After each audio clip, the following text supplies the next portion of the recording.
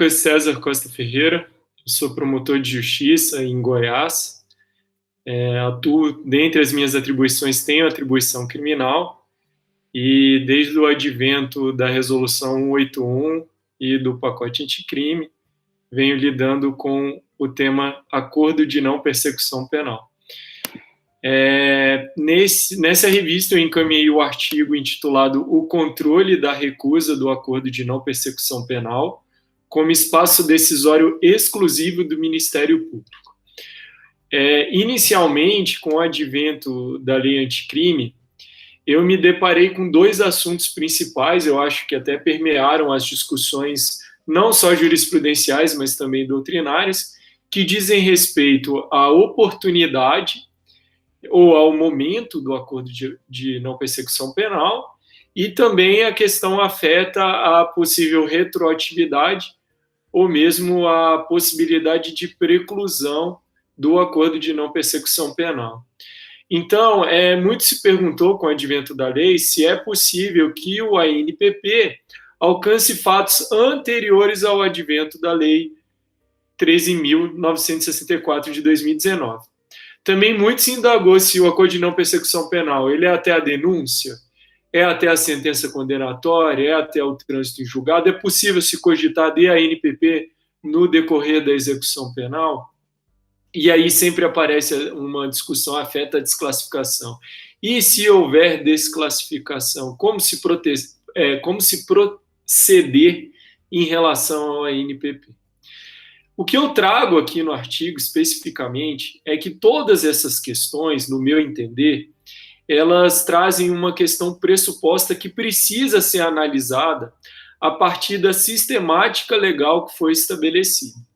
Essa questão pressuposta, ela diz respeito ali, a partir dessa sistemática legal, aos papéis processuais e funcionais delimitados. É preciso estabelecer ali e delimitar os espaços de decisão, porque nós temos diversos atores ali no nosso sistema acusatório, para se dizer e se informar a melhor forma de proceder à solução dessas questões aí que estão acesas na doutrina.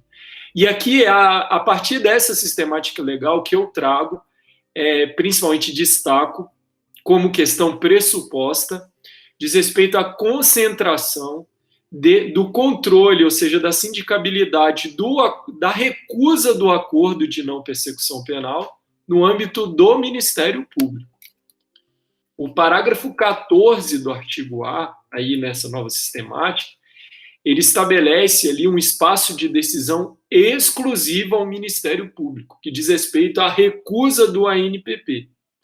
Mesmo em se cogitando da revisão por instância superior, o controle, essa sindicabilidade, ela está concentrada no Ministério Público. Inclusive, essa instância revisora ela só pode ser provocada lá nos termos do parágrafo 14, então apenas pelo investigado.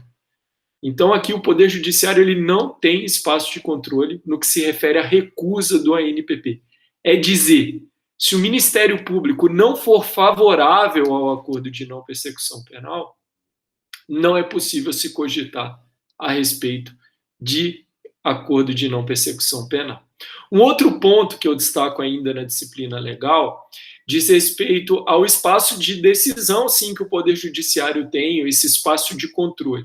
O Poder Judiciário, ele pode estabelecer, sim, restrições, mas tão somente na forma do parágrafo 5º do artigo 28A, ou seja, no exercício do controle de homologação do acordo de não persecução penal. Mas veja que mesmo nessa extensão, o Poder Judiciário apenas poderá realizar esse controle se houver concordância do investigado e do seu defensor. O que fica claro na análise dessa sistemática é que o Poder Judiciário, nesse âmbito do acordo de não persecução penal, ele tem uma função mais equidistante e uma função menos interferente, um papel menos interferente. O que se observou com o advento da lei e ali as primeiras implementações foram alguns equívocos. Verificou-se não recebimento da denúncia, porque o promotor recusou o acordo de não persecução penal, né, o membro do Ministério Público, e também alguns juízos criaram uma etapa extralegal e oficiosa de se suspender processos e baixar em diligência para o Ministério Público dizer a respeito do acordo de não persecução penal. Então, o controle do acordo de não persecução penal é uma questão que, dentro da sistemática estabelecida, sugere um espaço decisório principalmente atribuído ao Ministério Público, sendo que é exclusivo na oportunidade da recusa. Então, vejam que nessa nova dinâmica, o controle está principalmente estabelecido no Ministério Público. Estabelecidas essas balizas pressupostas, as demais questões que estão acesas na doutrina ficam mais fáceis, mais palatáveis, mais tranquilas de serem superadas. Eu vou tratar primeiramente do momento e da oportunidade do acordo de não persecução penal. É claro, e isso a gente percebe pela própria leitura da sistemática legal, que o espaço ótimo e oportuno, o momento ótimo e oportuno do acordo de não persecução penal está ali no momento de oferecimento da denúncia, ali de encerramento da etapa investigativa. Agora, é possível se cogitar outros momentos, outras oportunidades a partir dessas questões aí pressupostas estabelecidas. Ficou muito claro que o ANPP compreende um exercício de um poder-dever pelo Ministério Público. Então, é possível que o membro do Ministério Público, por ocasião da denúncia, por exemplo, só para amadurecer essa questão, ele avalie equivocadamente ali as circunstâncias do ANPP e o recuse. Mas, após um aprofundamento probatório ali, com a realização de atos ali de produção de prova, o membro veja que é cabível o ANPP. Então, não se vê nenhum impedimento, uma aplicação assim excepcional, que não no momento ótimo e oportuno da denúncia, de celebração de ANPP. Uma hipótese clara e manifesta diz respeito à desclassificação. É possível, sim, que ao final da instrução probatória, o membro do MP se convença que aquela tipificação legal inicialmente estabelecida estava equivocada, e aí o ANPP se faça oportuno. Então, não há nenhum impedimento, nenhum embaraço que viabilize a celebração desse ajuste. E aqui, a questão pressuposta ela tem um destacado relevo, porque, da mesma forma, o Ministério Público, ao se deparar com uma decisão desclassificatória promovida pelo juízo, ele não ficará também obrigado a rever a sua posição que foi lançada em alegações finais. O membro do Ministério Público não pode ser coligido a formular uma proposta de acordo de não persecução penal, tão somente porque houve esse desentendimento entre membro do Ministério Público e o juiz ali oficiante perante o local em que ele trabalha. Então, tendo o Ministério Público, em fase de alegações finais, insistido em pretensão acusatória, em pretensão condenatória na forma da denúncia, caberá ao juízo sentenciante, se entender cabível nova definição jurídica do fato, atuar nos limites estabelecidos nos artigos 383 e 384 do Código de Processo Penal. Então, é possível se cogitar de outros momentos e oportunidades. Agora, no que se refere à retroatividade e preclusão da ANPP, nós verificamos a formação de 3 correntes doutrinárias e jurisprudenciais. Uma primeira posição, que foi defendida pelo Conselho Nacional dos Procuradores Gerais, de que deveria ser até a denúncia. Uma segunda posição defendida pela segunda Câmara de Revisão, de Coordenação e Revisão do Ministério Público Federal, de que seria cabível até o trânsito em julgado, e também parte da doutrina, e aqui eu menciono Aras, Calabricho, Rodrigo Cabral, do Ministério Público do Paraná, que defendem ser até a sentença. Essa posição, no meu entendimento, se a figura mais acertada. Isso porque, a partir da sistemática funcional estabelecida e a natureza do próprio acordo de não persecução penal, tem-se que a sentença é uma hipótese de preclusão do acordo de não persecução penal. O fato de se cogitar a respeito da retroatividade da lei penal mais benéfica não pode encerrar absolutamente o esvaziamento da função político-criminal do acordo de não persecução penal. E por que se fala de esvaziamento e também se cogita a respeito de preclusão de ANPP? Um primeiro ponto que eu coloco é o esvaziamento de uma das condições autorizativas do ANPP, que é a reprovação e a prevenção do crime.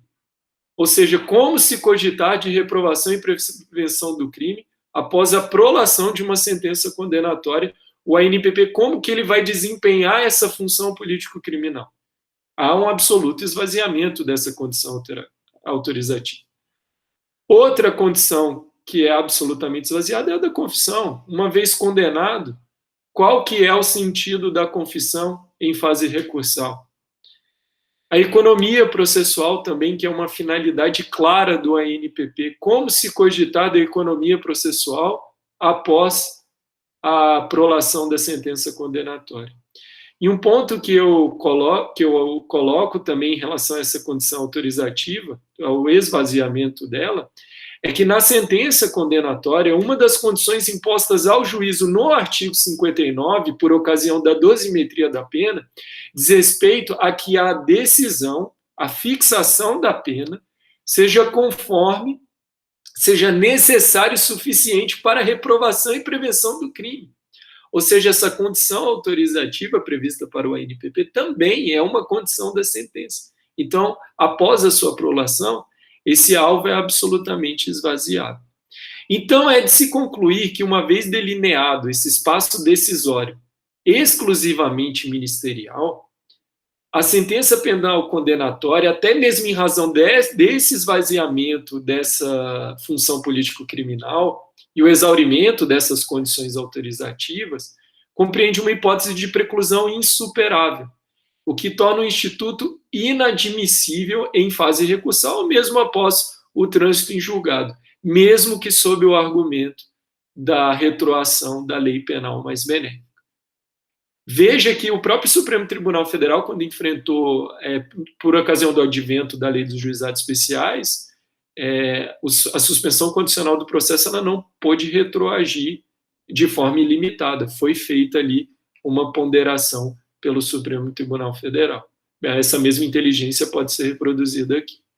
Então, nesse artigo aqui, o que se procura estabelecer é que, a partir dessa sistemática legal e desse espaço principal definido pela lei de controle no Ministério Público do acordo de não persecução penal, essas decisões afetas a momento, a oportunidade, a retroatividade ou mesmo cogitação de preclusão devem ser definidas pelo órgão ministerial, de modo que o Ministério Público precisa assumir esse espaço decisório.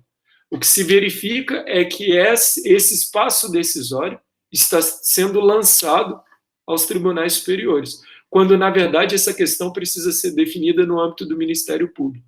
Então, o que se procura aqui, objetivas, suscitar no âmbito do Ministério Público, é a assunção desse espaço decisório delimitado, com criação de estruturas, de melhor operacionalização do acordo de não persecução penal, desse modelo agora consensual em justiça penal.